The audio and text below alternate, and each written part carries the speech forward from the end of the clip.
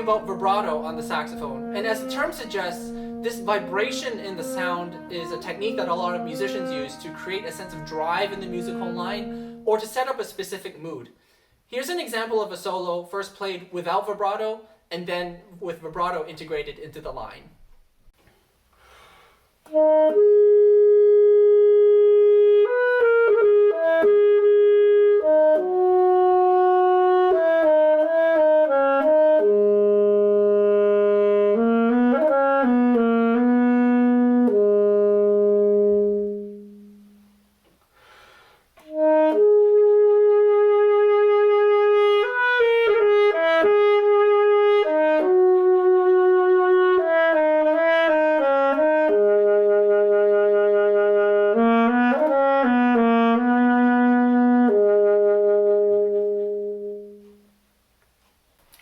Before we attempt to play with vibrato, we have to make sure that our airstreams and our embouchures are set up to create a great foundation of a sound which will allow the vibrato to make our sound sparkle.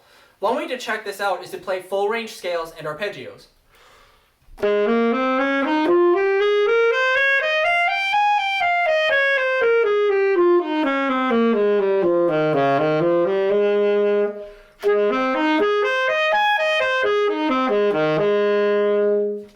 The key here is to make sure that our airstream stays supported the whole way and that we're not manipulating the embouchure to reach the different registers of the saxophone.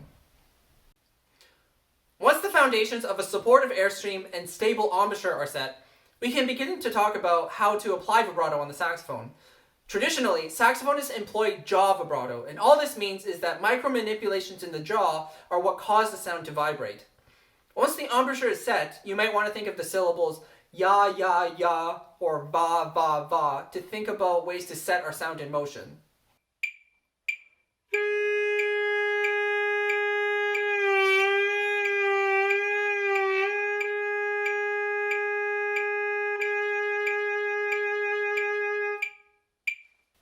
As you can see and hear from our previous example, you don't have to move your jaw a whole lot to create vibrato on the saxophone.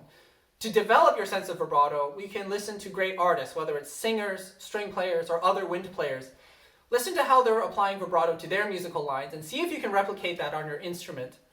Some other practice tools or visual aids to practice vibrato are apps like Tunable, which show the manipulation of pitch in real time.